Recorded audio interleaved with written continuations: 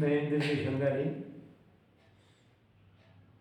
Maitreya pyramid ध्यान परिवार के मंच पर आज विजय कुमार जी को आमंत्रित कर रहा हूँ।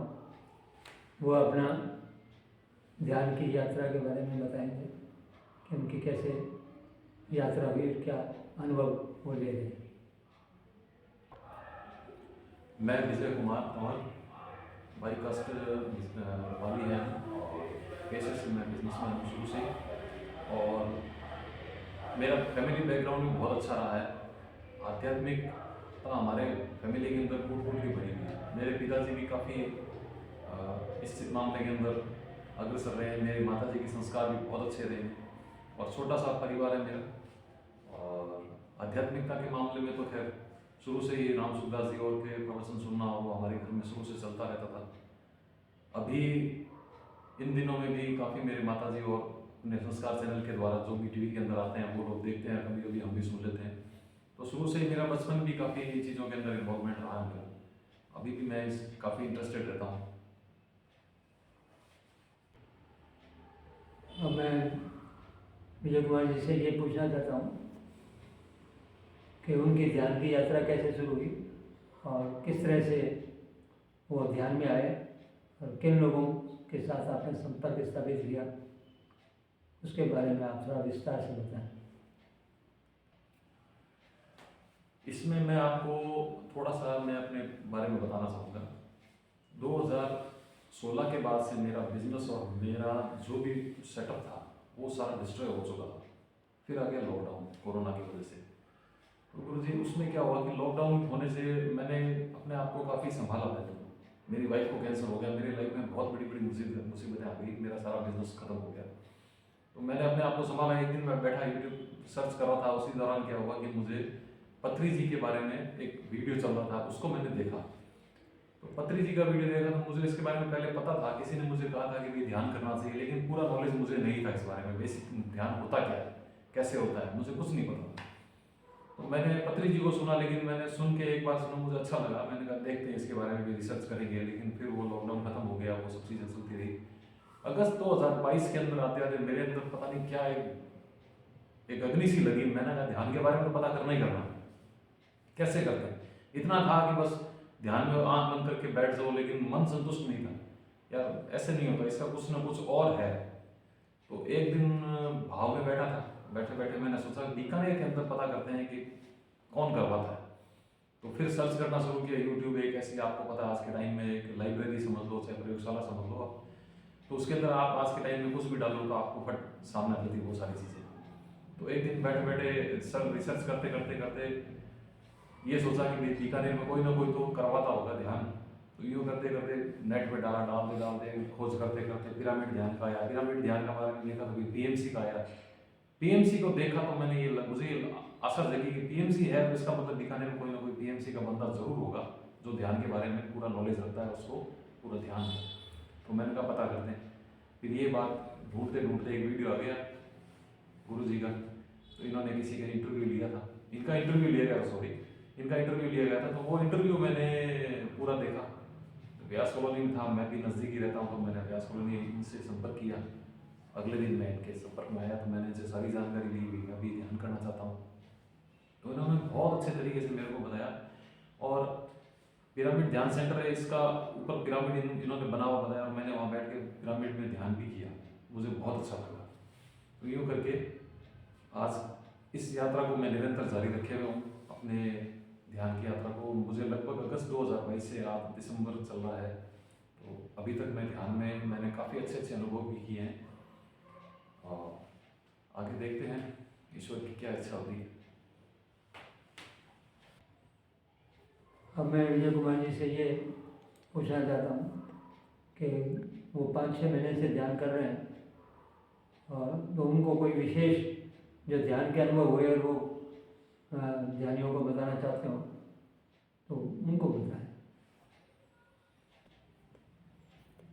वैसे तो ध्यान के बारे में अगर बात की जाए तो ध्यान के अंदर एक्सपीरियंस का कोई महत्व नहीं रहता, मेरा मानना ये है। और मैंने जिनको सुना है उनका भी है, लेकिन वैसे देखा जाए तो एक होना भी चाहिए ताकि जो नए जो ध्यान करने वाले हैं उनको भी एक इंस्पिरेशन मिले। तो मेरे साथ तो बहुत से अनुभव हुए, मैं एक का नहीं कह सकता, मेरे साथ तो आज भी होते थे। अभी जस्ट आपको बताऊंगा मैं, पिछले हफ्ते की बात है, मैंने गुरुजी से ये बात शेयर की थी कि मैं किसी से पैसे मांग रहा था, लगभग 3 साल से पैसे मांग रहा हूँ, उस बंदे ने मेरे को 1 रुपया नहीं दिया था।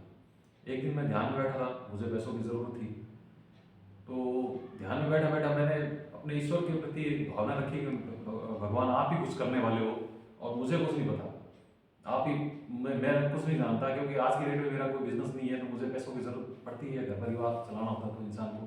तो मैं बाहर बैठा था, बीकानेर नहीं था, आउट ऑफ स्टेशन था मैं, तो वहाँ बैठे बैठे मैंने अपने मन से ही प्रार्थना की, और आप विश्वास नहीं करेंगे कि नेक्स्ट डे मेरे पिताजी के पास उस बंदे का फ़ोन आता है कि आप अपने लड़के को भेज दो और पैसे तैयार पड़े।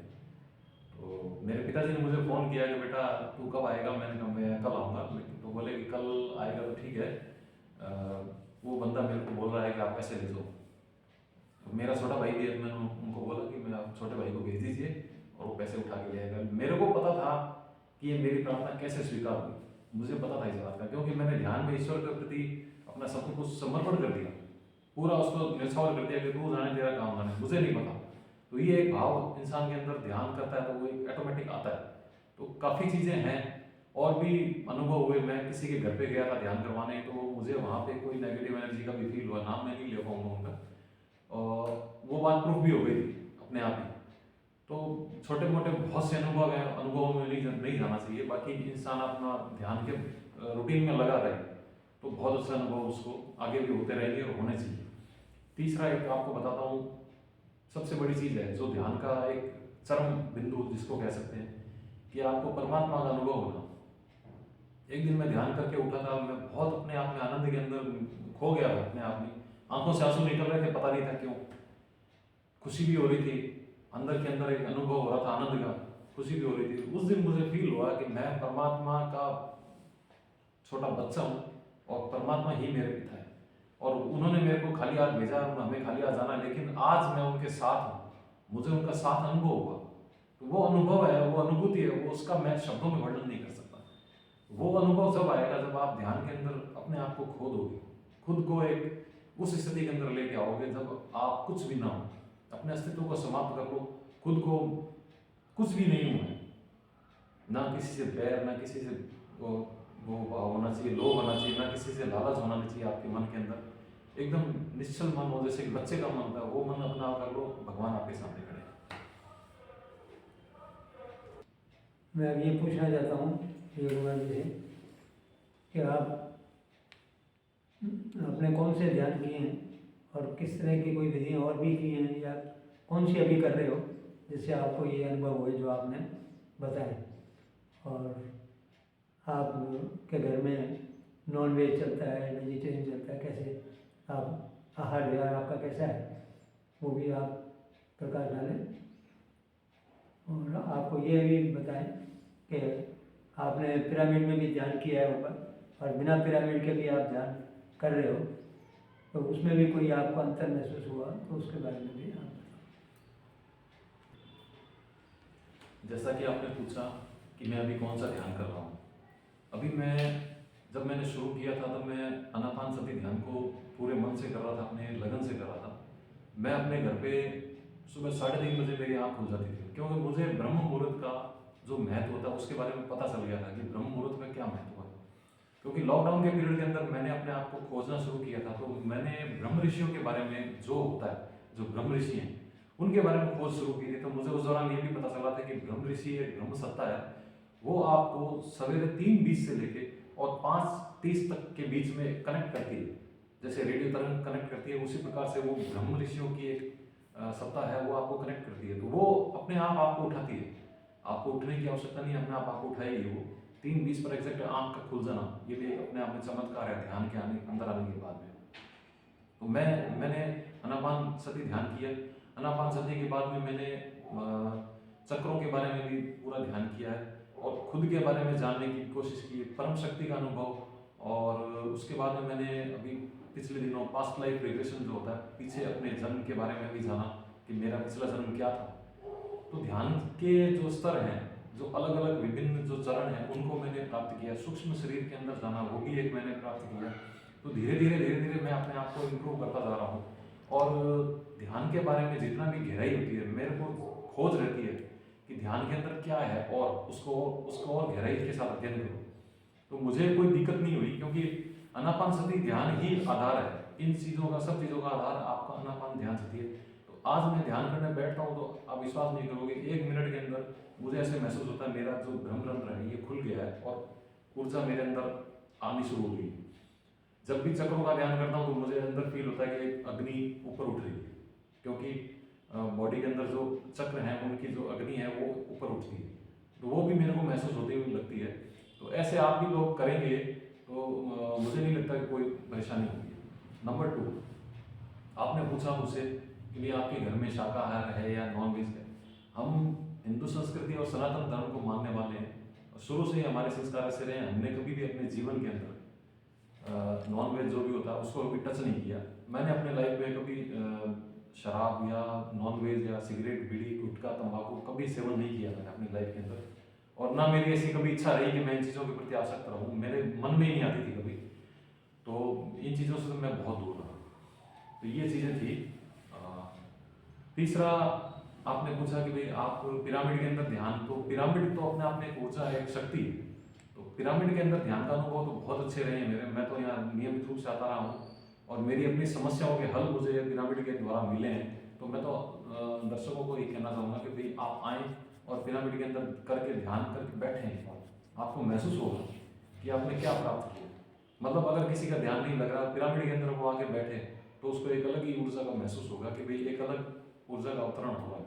फिर दूसरी सबसे बड़ी चीज़ है कि हम सब मिल के बैठ के एक सज्जन सांगत्य करते हैं, तो उसका भी बहुत अच्छा अनुभव होता है।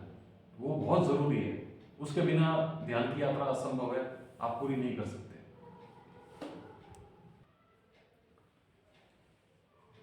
विजय कुमार जी ने अभी बहुत ही अच्छे ढंग से अपनी ध्यान यात्रा के बारे में बताया। तो अब हम उनसे अंतिम संदेश प्राप्त करना चाहते हैं कि ये जो नए ध्यानी हैं, ये जो भी ध्यानी लोग आप इनको सुनेंगे तो वो कैसे इंस्पायर हों और वो आगे कैसे ध्यान की यात्रा कर सकें, तो इसके बारे में बताया। और आप भी कैसे लोगों तक इस बात को पहुंचाएंगे, प्रचार प्रसार करेंगे, क्योंकि प्रचार प्रसार करने से खुद की भी आत्मा की उन्नति होती है।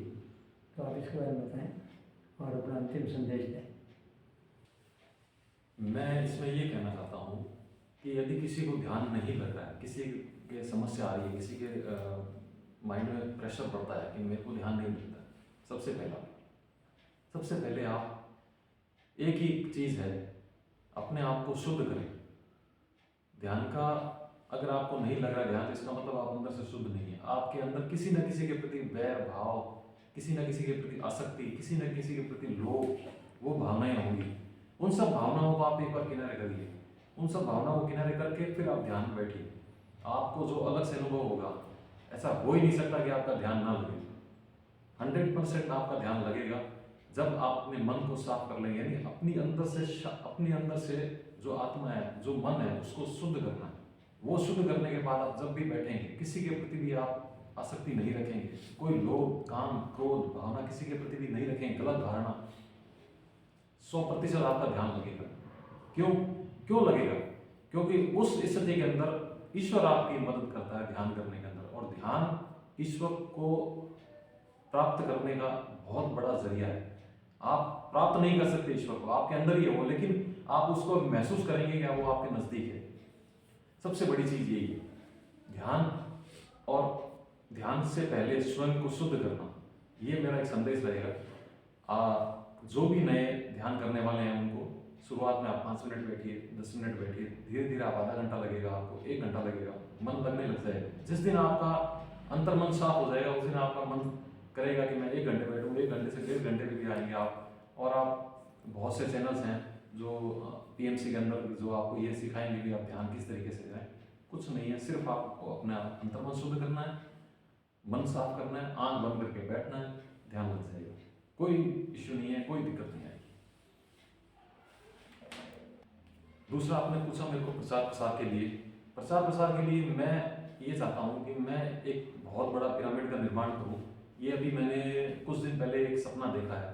उसके लिए मैं अपने माइंड के अंदर, हालांकि मैंने घर में मेरे जो डायरी रहती है उसके अंदर मैंने एक पूरा जियोग्राफिकल सर्वे किया है, वो मेरे को किस तरीके से करना है, कितनी बड़ी ज़मीन चाहिए, मैं एक बड़ा पिरामिड का निर्माण करूँगा और उसके आसपास पूरा टोटली ग्रीन और एकदम शांत माहौल चाहिए मुझे। तो वो सब चीज़ें मैंने अपने बारे में सोच रखी है। बीकानेर में अभी बड़ा पिरामिड नहीं है, अगर 100 लोग भी हों एक साथ इकट्ठा ध्यान करना चाहें तो वो उसके लिए उपलब्धता नहीं है।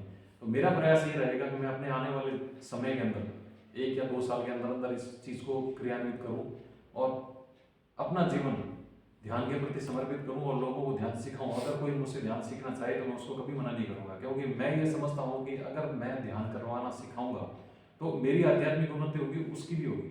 तो लोगों की उन्नति में ही खुद की उन्नति है, ये हमें सोचना चाहिए। तो इसके लिए मैं प्रयासरत हूँ, ईश्वर मेरी मदद करेगा। Thank you. विजय कुमार जी ने बहुत अच्छे ढंग से अपना परिचय देते हुए ध्यान की यात्रा बताई। उसके लिए मैत्रेय पिरामिड ध्यान परिवार आपको धन्यवाद देता है और उसका आभारी है।